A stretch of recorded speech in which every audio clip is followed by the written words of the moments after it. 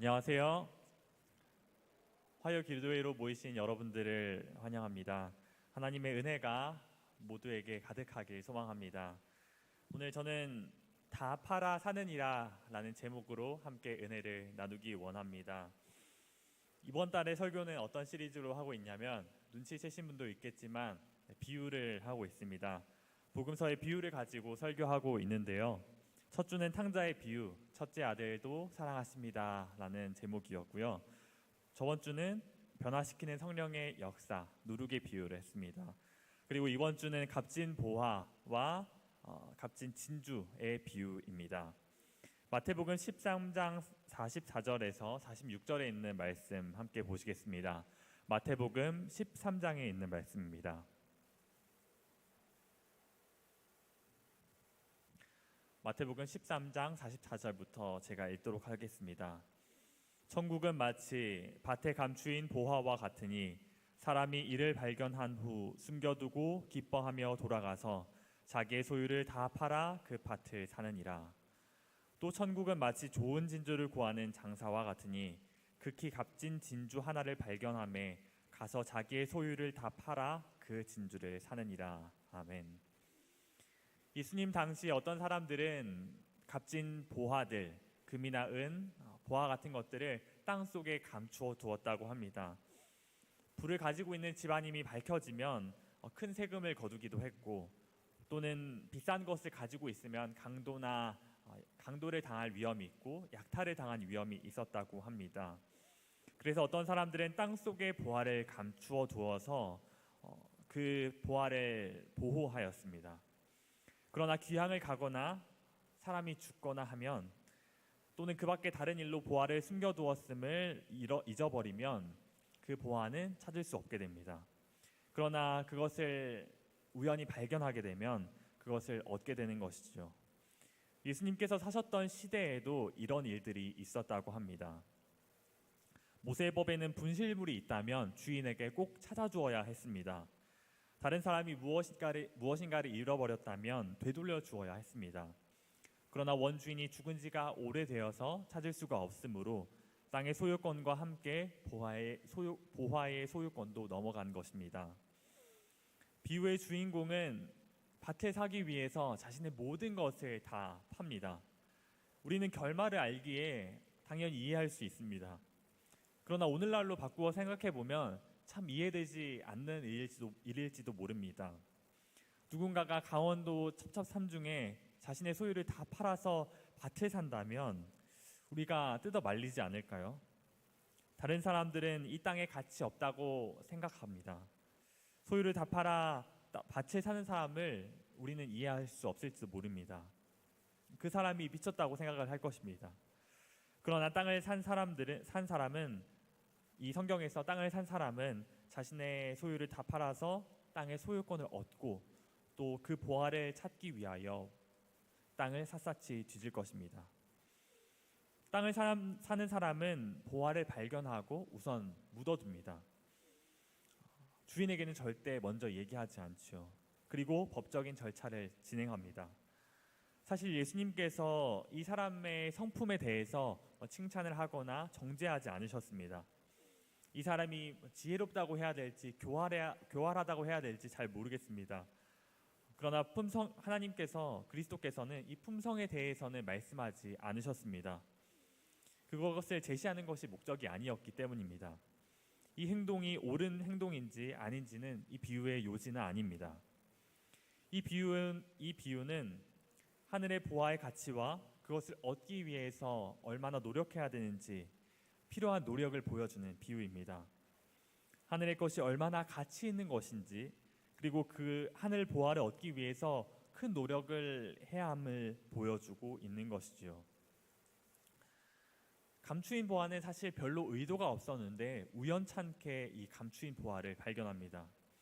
그런데 그 아래 값진 진주의 비유는, 값진 진주에 관한 비유를 살펴보자면 값진 진주의 비유도 거의 비슷한 내용입니다. 장사꾼이 정말 귀중한 진주를 발견하고 자신의 소유를 다 팔아서 샀다는 내용입니다. 그러나 감추인 보화와 차이점이 있는데요. 감추인 보화는 우연하게 얻었다면 이 값진 진주는 장사꾼이 계속해서 찾다가 구하다가 발견합니다. 값진 진주를 찾아다니는 장사꾼은 진리를 사모하는 사람들을 나타냅니다. 마음의 빈자리를 찾기 위해서 끊임없이 진리를 탐구합니다. 간절한 소망을 가지고 삶의 답변을 찾는 이들이 있습니다. 인생의 해답을 찾기 위해 일평생을 간구하기도 합니다. 이런 사람들에게 예수님께서는 값진 진주가 되십니다. 최고의 만족이 되시는 것이죠. 마음의 구원에 대한 해답이 됩니다. 인생의 목적을 발견하도록 합니다. 여러분은 값진 진주를 찾아다니는 장사꾼처럼 진리를 찾는 사람들이셨습니까? 저는 그래서 여러분들께서 예수 그리스도라는 값진 진주를 발견하신 분들이라고 확신합니다. 예수 그리스도께서 우리의 간절한 소망을 채워주시는 분이 되길 소망합니다. 저는 오늘 주목하고 싶은 말씀은 소유를 다 팔아서 샀다는 내용입니다. 우리는 구원은 돈 주고 살 수 없음을 알고 있습니다. 구원은 어떤 좋은 행동으로도 어떤 놀라운 공로로도 얻을 수 없습니다. 무엇인가 많이 바쳐서 얻는 것도 아닙니다. 그러나 이 비유에서 왜 소유를 다 판다고 이야기했을까요? 이 비유는 보화의 가치와 그 보화를 얻기 위한 정신에 대해서 보여주고 있습니다. 진주와 보화를 사는 사람은 자기에게 있는 모든 것을 내어주었습니다. 모든 것 중에는 자신이 그동안 아껴왔던 물건들도 분명 있었을 것입니다. 그런데 자기의 모든 것을 내어줍니다. 어떤 수고도 아끼지 않지요. 보화와 진주를 얻은 자들은 자신이 지불한 대가가 크다고 생각하지 않습니다. 큰 희생을 요구했지만 그 희생을 그렇게 희생합니다. 그러나 자신의 비용이 값비싼 것이라고 생각하지 않습니다. 그 보화와 그 진주가 더 귀중한 것이라고 생각한 것입니다.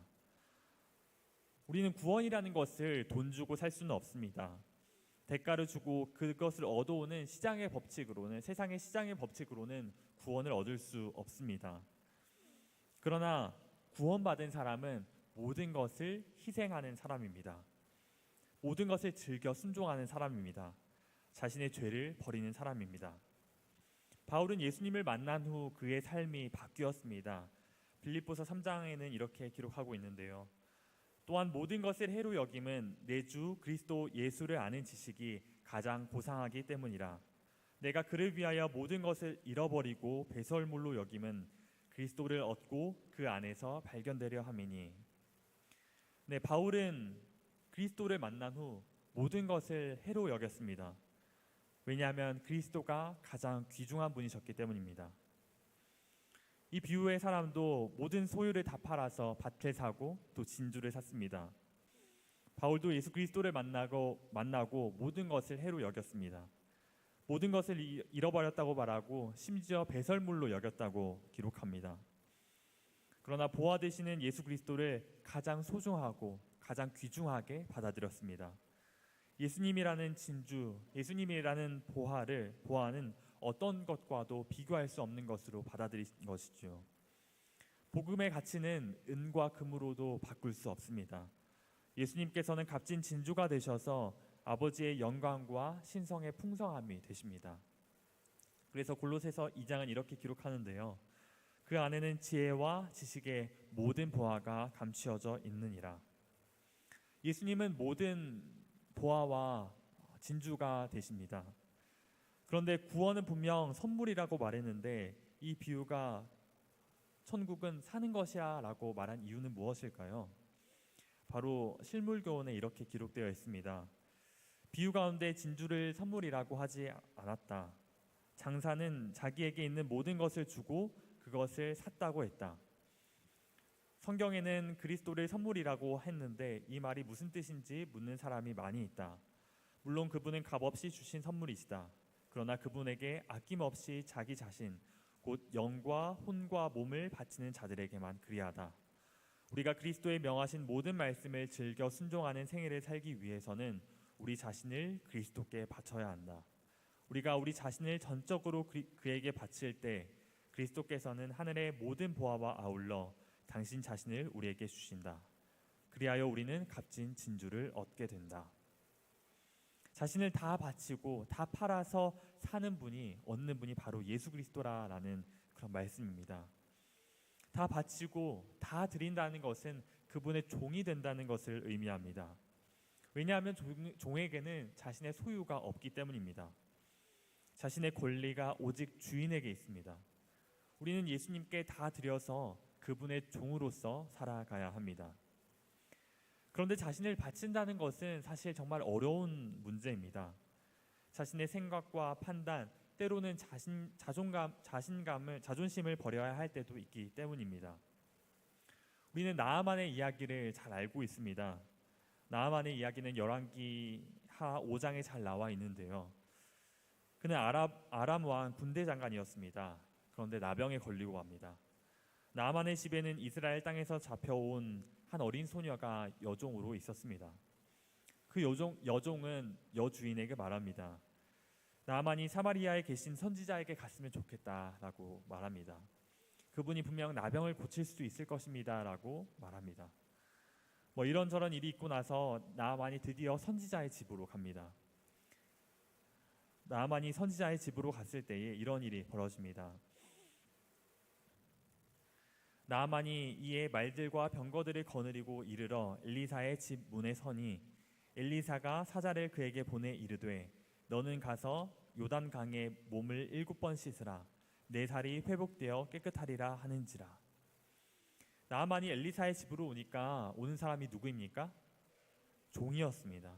사자, 그러니까 하인이었습니다. 한 국가의 지도자가 다른 국가를 방문하면 그에 맞는 급에 있는 사람이 대접합니다. 미국 대통령이 우리나라를 방문하면 우리나라 대통령이 그를 대접합니다.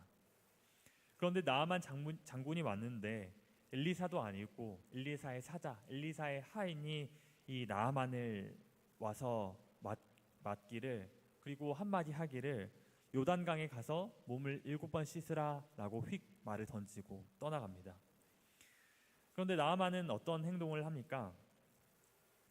나아만이 노하여 물러가서 이르되 내 생각에는 그가 내게로 나와 서서 그의 하나님 여호와의 이름을 부르고 그의 손을 그 부위 위에 흔들어 나병을 고칠까 하였도다. 다메섹 강 아바나와 바르발은 이스라엘 모든 강물보다 낫지 아니하냐. 내가 거기서 몸을 씻으면 깨끗하게 되지 아니하랴 하고 몸을 돌려 분노하고 떠나니. 나아만 장군은 내가 군대 장관인데 이런 취급을 받는 것에 대해서 기분이 확 나빠집니다. 대단히 무례함을 느낍니다. 와서 인사하고 안수하고 기도해 주는 것이 당연하다고 생각했습니다. 그런데 선지자는 머리카락도 보이지 않은 것입니다. 학자들의 말에 따르면 요단강은 깊고 천천히 흐른다고 합니다. 그리고 진흙색으로 혼탁한 강입니다. 그런데 다메섹 강인 아바나와 바르발은 요단강보다 훨씬 깨끗하고 아름다운 강이었습니다. 나병을 고치러 먼 길을 와서 고작 하라는 게 더러운 강물에 몸을 7번 씻으라는 것입니다. 나만의 생각에는 그렇게 할 거면 차라리 다메섹 강에서 몸을 씻는 것이 낫다라고 생각하는 것입니다. 나만은 실만하고 화가 나고 자존심이 상했습니다. 아무리 내가 나병 환자라도 그렇지 이렇게 취급하는 것이 맞는가? 분을 참지 못하고 돌아갑니다. 그런데 부하들이 안타까움에 이렇게 이야기를 합니다. 13절입니다. 그의 종들이 나와서 말하여 이르되 내 아버지여 선지자가 당신에게 큰 일을 행하라 말하였더라면 행하지 아니하였으리까 하물며 당신에게 이르기를 씻어 깨끗하게 하라 함이리까 하니. 선지자가 엄청 힘든 고행을 시켰다면 당신이 하지 않으셨겠습니까? 예를 들어 가시덤불을 맨발로 걸어가거나 또는 무릎으로 계단을 올라가거나 이런 것을 선지자가 시켰다면 당신이 하지 않았겠습니까? 이런 말을 합니다. 그런데 이렇게 쉬운 것인데 왜 하지 않습니까? 라고 묻습니다. 사실 초등학생 때쯤에는 이 나아만이 잘 이해되지 않았습니다. 사실 어린이들은 자존심이 별로 없잖아요. 분명 믿어봐야 본전인데 왜 화를 내는 것일까라고 생각을 했습니다. 그런데 이것을 조금 하게 해준 책이 있는데요. 시조사에서 나온 아주 특별한 여행이라는 책입니다.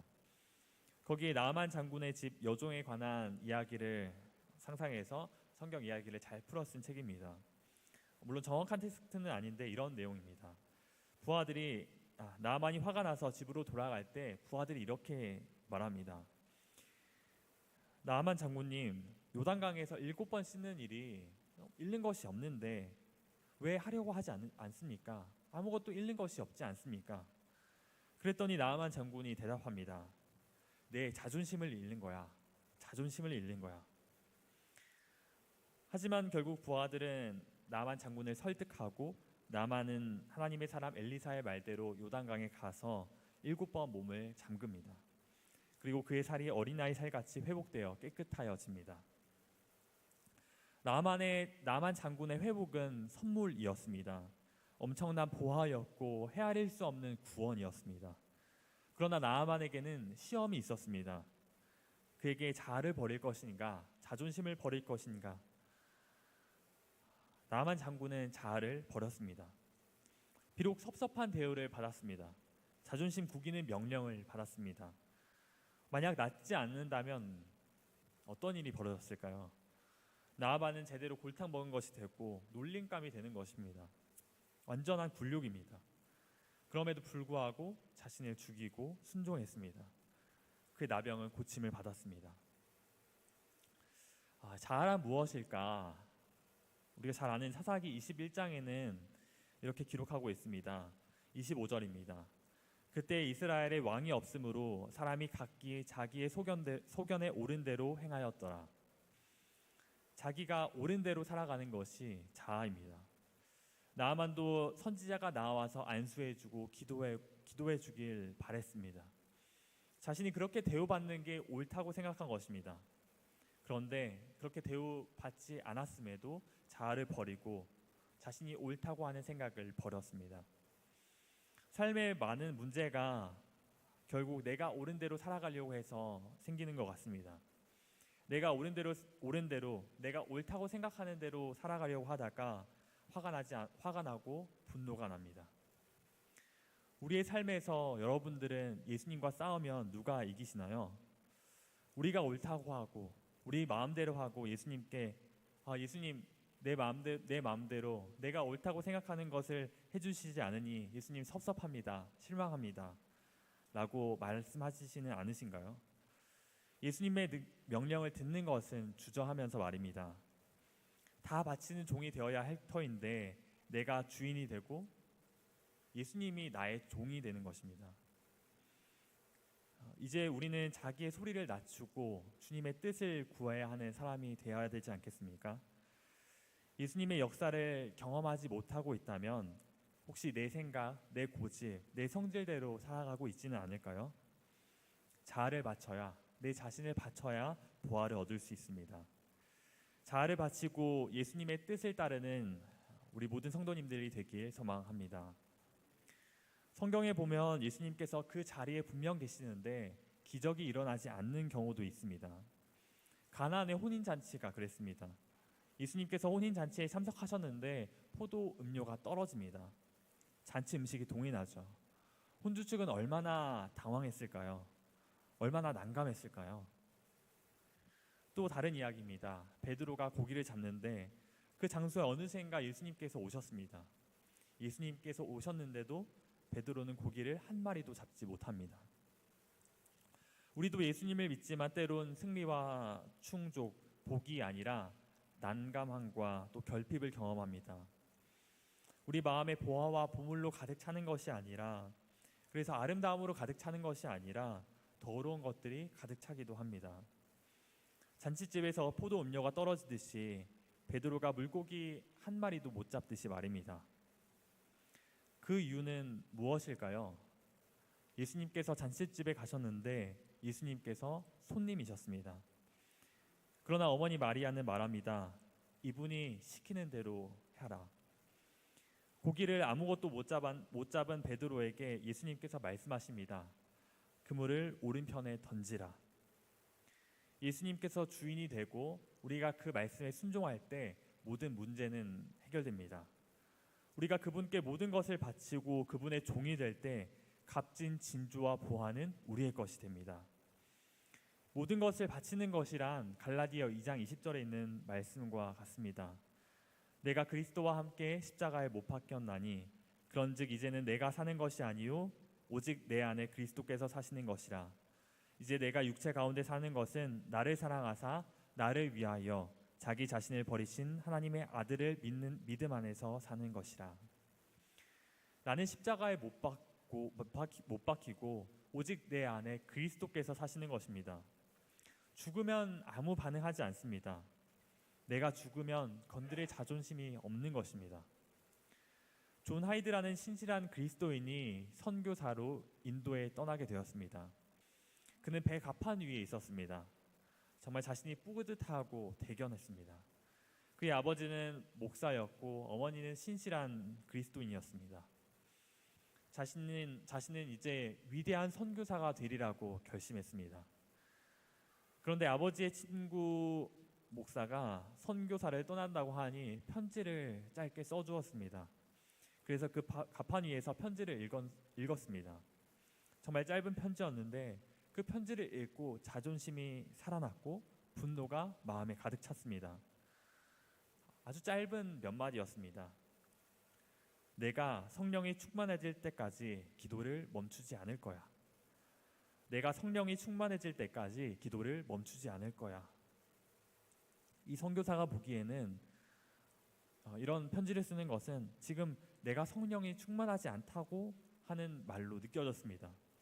그래서 자존심이 상했고 마음속에 화가 치밀어 올랐습니다. 내가 인도에 선교사라고 가는데 성령이 충만하지 않다고? 그러나 선교사는 자존심을 버리고 자신의 마음을 깊숙이 들여보게 되었습니다. 사실 그의 안에는 이기적인 야망이 많이 있음을 발견하게 되었습니다. 겉으로는 주님을 사랑한다고 헌신한다고 하지만 그 밑에는 자아와 그 자아의 만족을 간구한 것입니다. 그래서 그의 기도는 이렇게 바뀌었다고 합니다. 저는 무명의 선교사가 돼도 좋으니 성령이 충만하여 주기를 간구합니다. 자아를 바치면 보화를 경험합니다. 존귀한 예수 그리스도의 역사를 경험합니다. 우리가 이렇게 기도해야 하지 않을까요? 저를 그리스도께 다 바칩니다. 저에게는 이제 남는 것이 없습니다. 자아도 없고 자존심도 없습니다. 내가 죽었습니다. 대신 내 안에 예수 그리스도께서 살아 역사하게 하여 주시옵소서. 우리는 우리의 자아와 자존심을 정말 가치 있게 여길 때가 많은 것 같습니다. 그러나 가장 가치 있으신 분은 예수 그리스도십니다. 내가 가진 것이 아무리 많아도 예수 그리스도라는 보화와 예수 그리스도라는 진주와 비교해서는 아무런 비교가 되지 않습니다. 자아와 욕심과 자존심을 다 팔아 예수 그리스도를 살 수 있다면 이런 장사가 세상에 어디 있겠습니까? 예수님께서 자신을 비우시고 종이 되셨습니다. 그리고 죽기까지 복종하셨습니다. 이것이 십자가의 죽으심입니다. 우리도 자신을 비우고 자신을 다 팔고 예수 그리스도의 종으로 살길 결심하면 좋겠습니다. 그래서 예수님이 우리의 또 어느 것도 비교할 수 없는 보화와 보물이 되길 기도합니다. 예수님을 우리의 주인으로 삼으시는 별내교회 모든 성도님이 되시길 소망하며 말씀을